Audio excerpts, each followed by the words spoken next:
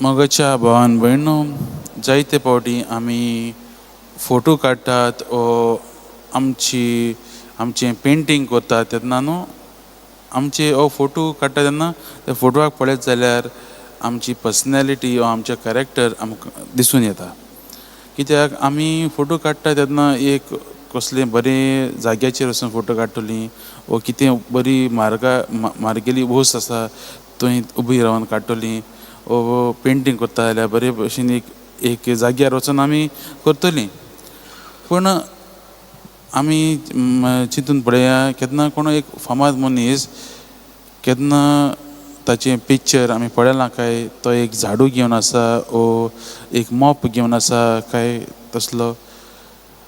आयचो भाग्यवंत मार्टीन दे पोरीस आमी ताचे फोटो पळयत जाल्यार ताचे पिक्चर पळयत जाल्यार तो सदांच एक झाडू घेवन आसा उबो आसता आनी ताचे भोंवतणी न्हू जायतो केन्ना चिकोल ओ कोयर आसता वो एक सुणे एक दोन सुणी बी आसतात. म्हाज्या भावान भयणो कित्याक दाखयता काय आयज न्हू हो भाग्यवंत एक झाडू घेवन ताका सेंट ऑफ द ब्रूम म्हणटात. कित्याक दाखयतात काय कित्याक ताणें तो कसलें काम करूंक तो हाजीर जालो कित्याक ताका तें रिलिजियस हॅबीट घालूंक जाय आसलें आनी देवाचीच सेवा ताका करूंक जाय आसली. बारीकशें देव काम केलें जाल्यार मोगाच्या भावान तो तें देवाक भेटयतालो, जेजूक तो भेटयतालो आनी जेजूच्या मोगान तो सदांच आसलो. तो इतलो ताणें आपलें जिवीत देवाक सॅक्रिफायस केल्लें की तो ताका देवान जायते देणांनी बोल्लो. जायते फावटी मागण्यांत आसतना देखून तो वाऱ्यांत उबता लोकान ताका पळयला आनी तो कसलें बारीक काम करूंक तो फाटीं सरनासलो. तो मुखार वेतालो आनी सदांच दुसऱ्यांच्या आदाराक पावप पूण आपणाक परतून मागून घेनात आसलें तसलो ताचो स्वभाव. आनी होच स्वभाव न्हू मोगाच्या भावान भयणो आज जेजू आमकां शुभ वर्तमानांत दाखयता.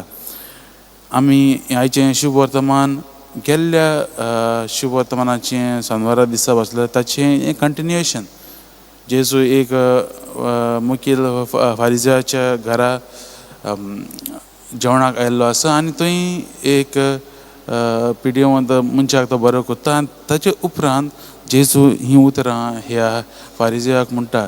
जेन्ना तूं कितें दिता वो जेवण दिता तेन्ना दुसऱ्यांक आपोवं नाका, तुज्या सोयऱ्यां दायऱ्यांक गोश्टांक कोणाचें जायना तांकां आपय कित्याक तांच्यांनी तुजें बाद करूंक जावचें ना. नाजाल्यार आमचें न्हू कितें जाता आमी दुसऱ्यांक दितात आनी आमचें आतां न्हू दिवप कशें जालां एक बिजनसमॅना भशेन जालां. हांव तुका दितां तूं म्हाका दी, हांव तुका सप्लाय करतां म्हाका तूंय सप्लाय कर. आनी जायते फावटी अशेंच आमी चिंतात न्हू आमी चिंतात ओके हांव म्हज्या घरच्यांक पावतलो कित्याक एक दीस म्हाकाय कसली अडचण येयली जाल्यार ती म्हाका पावतली अशें चिंतून आमी मदत करतात. सो आमचें चिंतप तशें जाल्लें आसा आनी जेजू हें काडून उडोवंक सोदता. हें तो तांकां सांगता की जेन्ना तुमी कितें दिता तेन्ना उदार मनान दियात, परतून तुमकां मेळटलें अशें म्हूण मानून घेवं नाकात पूण दिता आसतना खुशालकायेन तें देवाक भेटयतात म्हूण अशें दियात म्हूण आयज जेजू सांगता. आयज न्हू आमी हेंच आमच्या जिविताचेर नियाळ करुया आनी पळोवया जायते फावटी आमी अशीं जाल्यात काय वो ना आमच्यांनी दिवंक जाता काय खालती जावन आनी परतून मागिनासतना जावन तसलें स्वभाव धरून आमी लोकांक दिवंक जाता काय जीं गोज्जेंत संपडलेलीं आसात तांकां आमी दिवंक जातात काय हो प्रश्न आमी आमकांच मांडुया. कित्याक मोगाच्या भावान भयणो आमच्या धन्य जेजून आमकां आपल्या जिविता वरवीं तशेंच ताणें केलें. आनी एक बरें उदाहरण म्हणल्यार मोगाच्या भावान भयणो हें मिसाचें बलिदान.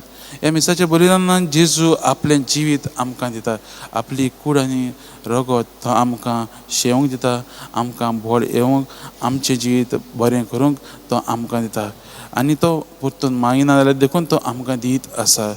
आमी आमच्या दुनिया भशेन दिवंक जातात काय वो ना तें आमी नियाळ करुया आनी देवा लागीं कृपा मागुया.